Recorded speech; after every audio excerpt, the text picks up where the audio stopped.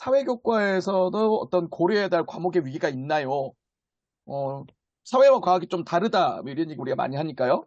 박석환 선생님 어떠십니까? 사회교과의 네, 위계성에 대해서 좀 말씀해 주시죠. 네, 사회교과 과목과 관련된 위기에 대해서 말씀드리도록 하겠습니다. 일단 사회과 교육과정 설계의 어려움이 뭐냐 그러면 일단 사회교과는 일반 선택, 진로 선택, 융합 선택의 과목 간 위계가 뚜렷하지가 않습니다.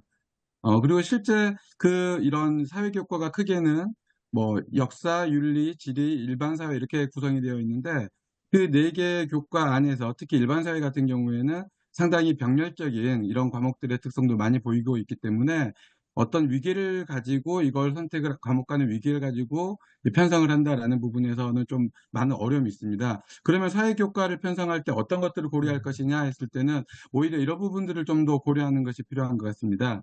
먼저 첫 번째는 선택 과목의 체계가 되겠습니다. 즉, 일반 선택과 진로 선택, 융합 선택이라고 하는 과목을 이 교육 과정에서 이렇게 설계를 할 때 이런 과목들의 어떤 특성을 염두에 두고 설계를 했는가라는 측면, 이런 부분을 고려할 수가 있겠고요. 두 번째는 학생들의 학습 부담에 대한 부분을 고려할 수 있을 것 같은데, 이 사회 과목 같은 경우에는 과목에 따라서 특히 이번에 2022 개정교육과정의 이런 과목들의 모습을 보면은 2015와 많이 상당히 달라진 과목들도 상당히 많은 부분들이 있고요. 또한 과목에 따라서는 학생들이 학습을 하는 데 있어서 난이도의 차이라는 측면에 있어서도 부담의 차이가 분명히 존재하는 과목들이 있습니다. 그리고 세 번째는 각 교과별로 과목의 특성, 학습 체계, 수업 로드맵 등도 구성할 수 있는데, 예를 들면 저는 이제 윤리를 가르치니까 윤리 같은 경우에는 생활과 윤리, 지금 2015를 기준으로 하면 생활과 윤리와 윤리화 사상이 있다라고 했을 때 어떤 학교에서는 생활과 윤리를 수능 때 많이 선택하니까 3학년 때 편성을 하고 윤리와 사상을 2학년 때 편성하는 학교들도 있고요. 또 난이도에 따라 구성한다면 생활과 윤리를 2학년 때 편성하고 난이도가 좀 더 높은 윤리와 사상을 3학년 때 구성하기도 하죠. 물론 이제 저 같은 경우에는 저희 학교에서는 학생들의 어떤 학습 부담이나 난이도에 따라서 생활과 윤리를 2학년 때 편성하고 윤리와 사상을 3학년 때 편성해서 가르치고 있습니다. 또한 그 역사과 선생님들하고 이렇게 얘기를 해보면 동아시아사냐 세계사냐라고 했을 때 이것도 어떤 과목을 먼저 배울 것이냐에 대해서는 서로 의견들이 좀 다양하신 것 같아요. 그래서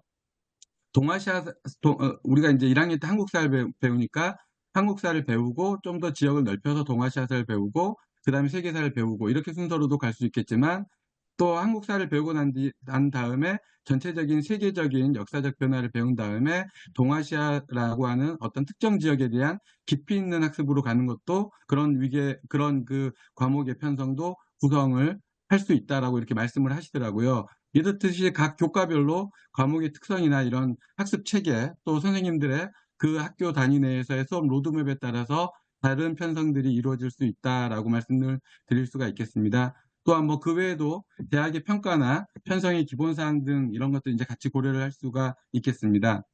그래서 여기 보시면은 이게 지금 이제 2022 개정교육과정의 그 선택 과목에 대한 설명들인데 일반 선택 과목은 교과별 학문 영역 내의 주요 학습 내용 이해 및 탐구를 위한 과목입니다. 그리고 진로 선택 과목은 교과별 심화 학습이나 진로 관련 과목으로 편성이 되어 있고요. 융합 선택 과목은 교과 내나 교과 간 주제 융합 과목, 또한 실생활 체험이나 응용을 위한 과목으로 구성이 되어 있는데 2022 개정교육과정의 이런 그 안내를 보면은 공통 과목을 이수하고 난 뒤 교과별 학문 영역 내의 주요 학습 내용 이해와 탐구를 바탕으로 자신의 적성과 진로에 맞는 맞춤형 학습과 교과 내 교과 간 주제 융합 학습이 가능하도록 선택 과목을 두고 있다. 이렇게 얘기를 하고 있거든요.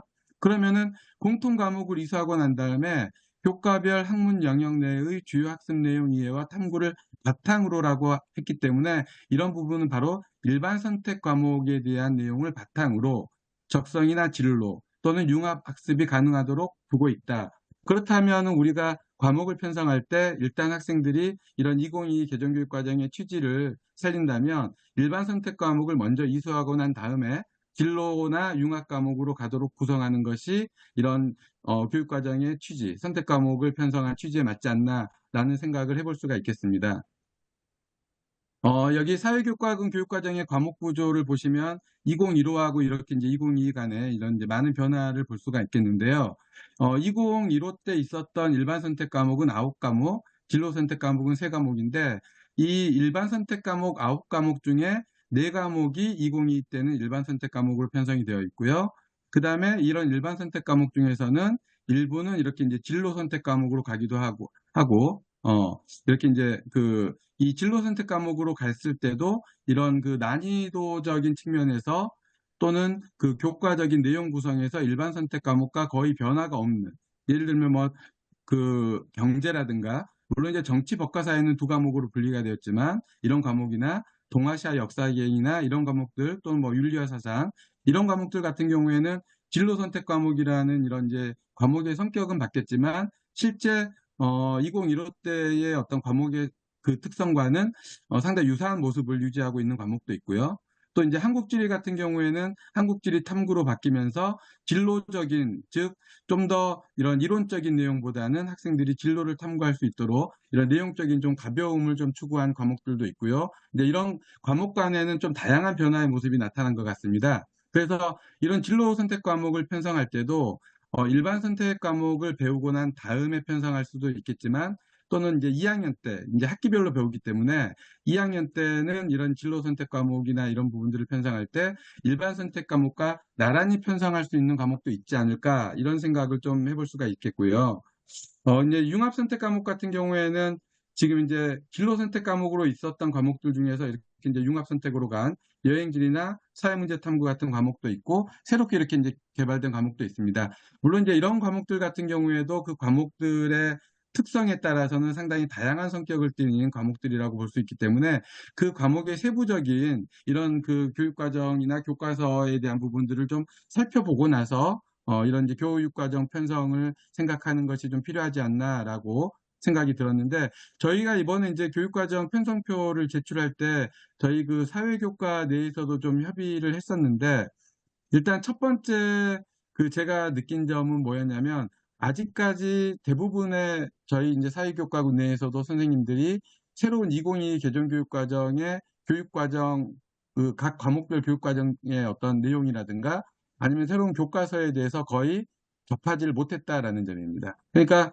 일단 교육과정 편성표를 제출해야 됐기 때문에 간단한 논의 속에서 일단 제출을 했지만, 좀 더 이제 논의가 좀 필요한 부분이 있다라는 이제 이런 부분들로 일단 1차 협의를 좀 마무리했거든요. 그래서 이런 이제 2015 때의 과목으로 그냥 동일하게 생각하시기보다는 2022로 오면서 상당히 과목의 성격이라든가 이런 것들이 또 성취 기준 수라든가 해서 동일하거나 다르거나 이런 변화들이 과목마다 많기 때문에 그런 부분들을 고려하면서 이 편성을 생각하는 것이 필요하다라고 말씀드릴 수가 있겠습니다.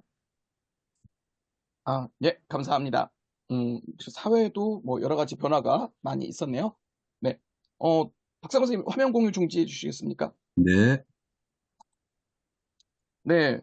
역시 이제 사회도 이제 이 질문, 뭐 사회도 똑같은 과학과 같은 유형의 질문입니다. 지원하는 계열이나 학과별로 권장하는 선택 과목이나 이수 모형이 있는가? 학생들 입장에서는 궁금하죠. 네.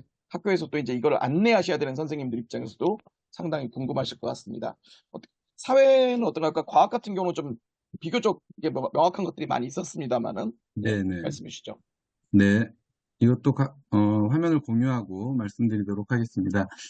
좀 전에 이효정 선생님께서 이제 과학 과목에 대한 얘기를 하실 때 이런 이제 표에 대해서도 좀 같이 공유해 주셨는데, 보시다시피 서울대학교에서 이렇게 이제 전공 연계 교과 이수 과목을 안내를 할 때 보시다시피 인문사회 계열과 관련돼서는 경제학부밖에 없습니다. 거기다가 경제학부에서 권장하는 과목도 실제로는 사회 과목이 아닌 미적과 확통, 수학 과목을 강조하고 있고요. 나머지는 이제 자연계열과 관련된 이런 이제 과목들에 대해서 안내를 하고 있다라는 걸 알 수가 있겠고요.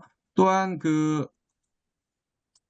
이런 5개 대학의 공동연구, 이것도 수학과 과학교과 이수 권장 과목을 안내를 해주고 있습니다. 그래서 이런 대학들의 안내를 보면은 대부분 이 수학이나 과학에서 반드시 이런 것들은 이수해서 와라.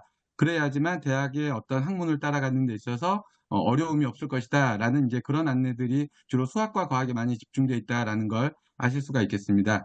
그래서 사회 과목 같은 경우는 이제 뭐 서울시 교육청의 과목 안내서나 이런 걸 보더라도 여러 가지 과목들 중에서 학생의 적성이나 흥미에 따라서 과목을 이수할 것들을 이제 많이 안내를 해주고 있는데요.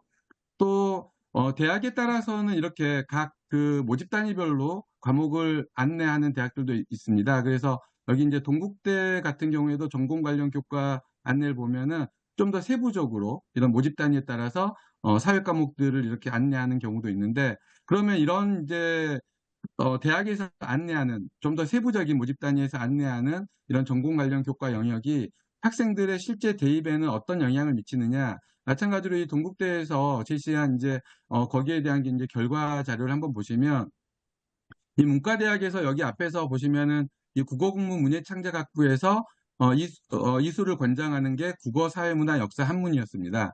근데 실제 이제 이 결과를 보시면 사회문화, 역사 이 두 과목만 일단 뭐 보더라도 실제 이걸 이수한 비율과 1단계 지원한 합격자 비율 간에는 유의미한 차이를 찾을 수 없는 이런 이제 결과 발표도 있었고요. 또 이제 법학과 같은 경우에는 역사, 윤리, 정법을 권장하는데 일부 약간의 이수 비율에서 1단계 합격자에서 소수 소폭 상승하는 이제 이런 모습. 그러니까 모집 단위에 따라서는 약간씩 좀 다른 모습들도 볼 수가 있었고요.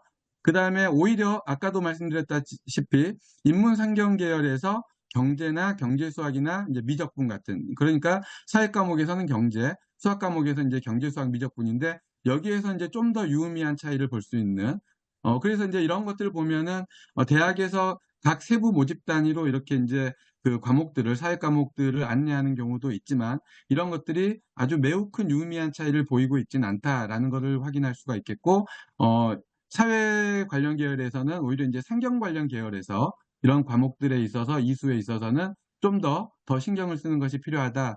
이런 부분들을 말씀드릴 수가 있겠습니다. 그리고 이런 이제 2022 개정교육과정과 관련돼서는 아직은 뭐 대학이 제시한 발표 자료는 없고, 평가원에서 이런 이제 진로 학업 설계 기초, 지도의 기초와 관련돼서 이렇게 이제 예시 안내를 해주고 있는데, 이건 이제 각 계열별로 이런 과목들을 좀 이수했으면 좋겠다라고 하는 이제 안내가 되겠습니다.